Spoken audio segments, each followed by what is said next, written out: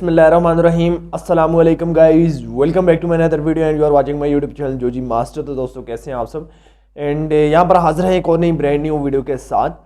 और यहाँ पर गाइस आज की वीडियो में हम बात करने वाले हैं Vivo Y31 को लेकर। बेसिकली ये जो डिवाइस है Vivo का 6GB रैम वाला डिवाइस होने वाला है पाकिस्तानी मार्केट में, जो कि काफ़ी टाइम के बाद आया है, क्योंकि इस टाइम पर 1-2 साल से Vivo का कोई भी ऐसा डिवाइस नहीं है जो कि 6GB रैम के साथ आपको पाकिस्तानी मार्केट में देखने को मिला हो।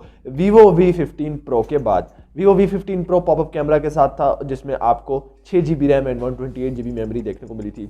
ओवरऑल दोस्तों यहाँ पर ये सेकंड डिवाइस होने वाला है जो कि 6GB रैम के साथ आएगा, बट काफ़ी टाइम से 6GB रैम वाला जो डिवाइस है Vivo की तरफ से हमें नहीं देखने को मिला। तो ये डिवाइस जो है काफ़ी लोगों के लिए जो है काफ़ी अच्छा साबित हो सकता है। आज की इस वीडियो में दोस्तों हम इस डिवाइस की कंप्लीट स्पेसिफिकेशन को लेकर बात करेंगे और मैं आपको बताऊंगा कि क्या ये डिवाइस आपको परचेज करना चाहिए या नहीं, अपना ऑनेस्ट ओपिनियन दूंगा जो काफ़ी ज़्यादा इंटरेस्टिंग होने वाली है। एंड तक बात कीजिएगा। एंड वीडियो शुरू करने से पहले मेरी आपसे गुजारिश है, अगर आपने अभी तक हमारा चैनल सब्सक्राइब नहीं किया तो चैनल को सब्सक्राइब कर दें, साथ में बेल आइकन को भी दबा दें ताकि मैं कोई वीडियो भी अपलोड करूँ उसका नोटिफिकेशन आपको मिल जाए।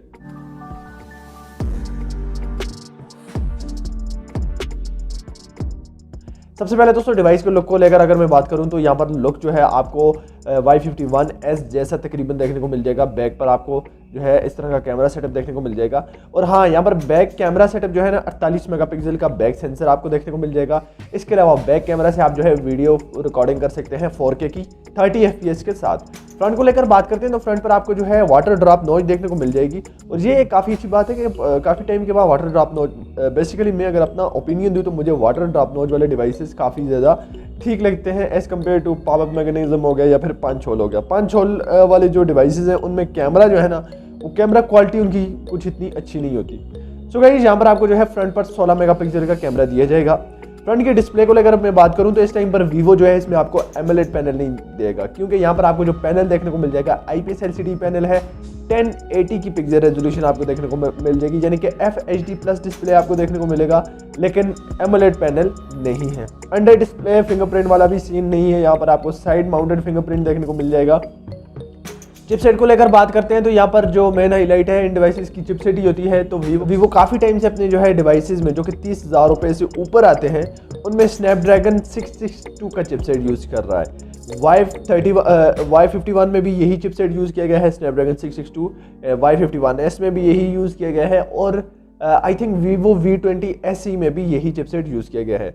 ये एक लॉन्ग लाइफ परफॉर्मेंस के लिए तो अच्छा चिपसेट साबित हो सकता है, लेकिन गेमिंग के लिए ये चिपसेट बिल्कुल भी अच्छा नहीं है।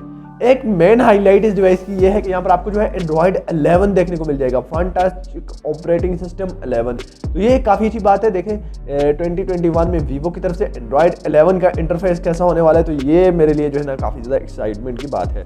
और आज दोस्तों अगर इस डिवाइस की मैं बैटरी की बात करूँ तो 5000 mAh की बिगर बैटरी है, प्लस यहाँ पर आपको जो है फास्ट चार्जिंग का सपोर्ट भी देखने को मिल जाएगा। और एक चीज़ यहाँ पर कंफर्म की गई है कि 67 मिनट में आपका जो डिवाइस है वो 70% चार्ज हो जाएगा, ऐसा Vivo का कहना है। उन्होंने एडवर्टाइजमेंट में ये चीज़ मेंशन की है। ओवरऑल प्लास्टिक की बैक है, प्लास्टिक की फ्रेम है, फ्रंट पर आपको ग्लास देखने को मिल जाएगा। जाहिर सी बात है, front glass, plastic frame, plastic back आपको देखने को मिल जाएगी। प्राइस को लेकर बात करते हैं, रिलीज डेट को लेकर बात करते हैं तो यहाँ पर दोस्तों रिलीज डेट आपको ये बॉक्स मेरे हाथ में देखकर समझ जाना चाहिए कि ये डिवाइस आपको एक हफ्ते के अंदर अंदर पाकिस्तानी मार्केट में देखने को मिल जाएगा, क्योंकि इसकी जो है अभी लॉन्चिंग स्टार्ट हो चुकी है। ओवरऑल अगर मैं प्राइस की बात करूँ तो एक्सपेक्टेड प्राइस आ रही है 35,000 में Vivo का 6GB रैम वाला डिवाइस आई थिंक बुरा नहीं है, लेकिन इतना अच्छा भी नहीं है, क्योंकि Y51 AMOLED पैनल के साथ इन डिस्प्ले फिंगरप्रिंट के साथ आपको जो है 33,000 के बजट में देखने को मिल जाता है। जबकि ये जो डिवाइस है ये भी वही चिपसेट, वही कैमरा क्वालिटी आपको प्रोवाइड करता है और यहाँ पर जो डिस्प्ले है वो भी IPS है, लेकिन यहाँ पर इसका बजट जो है वो काफ़ी ज़्यादा है। लेकिन 6GB रैम को मैं ये समझता हूँ कि इतनी ज़्यादा अहमियत नहीं हासिल होनी चाहिए। उसका रीज़न ये है कि अगर आप Y51S को यूज़ करें तो वहाँ पर 8GB रैम है, लेकिन परफॉर्मेंस Y51S जैसी ही है, सॉरी Y51 जैसी ही है, यानी कि Y51 एंड Y51S की परफॉर्मेंस मुझे ऑलमोस्ट सेम लगी है, क्योंकि अब रैम इतनी ज़्यादा मैटर नहीं करती जितना कि चिपसेट इंपॉर्टेंट होता है। तो चिपसेट सेम है, परफॉर्मेंस सेम है।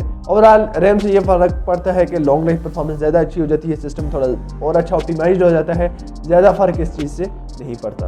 तो गाइस ये डिवाइस आपको कैसा लगा, अगर मैं अपना ओपिनियन दूँ आपको इस डिवाइस को परचेज़ करना चाहिए या नहीं करना चाहिए, इससे पहले अगर मैं वीवो की बात करूं तो वीवो का जब S1 पाकिस्तानी मार्केट में अवेलेबल था तो उससे बेस्ट कोई डिवाइस नहीं था। लेकिन यहाँ पर मैं ये समझता हूँ कि इस टाइम पर वीवो जो है ना लोगों को थोड़ा सा मतलब वो चीज़ प्रोवाइड नहीं कर रहा है जो उसे प्रोवाइड करनी चाहिए इस बजट में, क्योंकि वीवो इससे पहले ऐसे डिवाइसेस लॉन्च कर चुका है जो कि काफ़ी ज़्यादा हॉट सेलिंग थे और जिनकी परफॉर्मेंस भी काफ़ी अच्छी थी। लेकिन ये जो डिवाइसेस निकल कर आए हैं इनमें जस्ट रैम एंड स्पेसिफिकेशंस सिर्फ दिखाने के लिए लगाई गई है। आई थिंक इतना अच्छा फ़र्क आपको नहीं देखने को मिलेगा परफॉर्मेंस में। ऑलमोस्ट वीवो के स्नैपड्रैगन 662 वाली परफॉर्मेंस आपको देखने को मिलेगी। भाई दबे मैं अपना ओपिनियन यही दूंगा कि अगर आपके पास इससे अच्छी कोई चॉइस है तो आप उसको परचेज़ कर सकते हैं। भाई दबे डिवाइस ये भी ठीक है, लेकिन मुझे इतना ज़्यादा अच्छा नहीं लगा कि जैसा हम एक्सपेक्ट कर रहे थे कि प्राइस के हिसाब से डिवाइस होना चाहिए। अदरवाइज ये अगर 30,000 रुपये के बजट में आ जाता है तो फिर मैं ये समझता हूँ कि ये डिवाइस बेस्ट होने वाला है, फिर आप इसे परचेज़ कर सकते हैं। वैल्यू फॉर मनी है।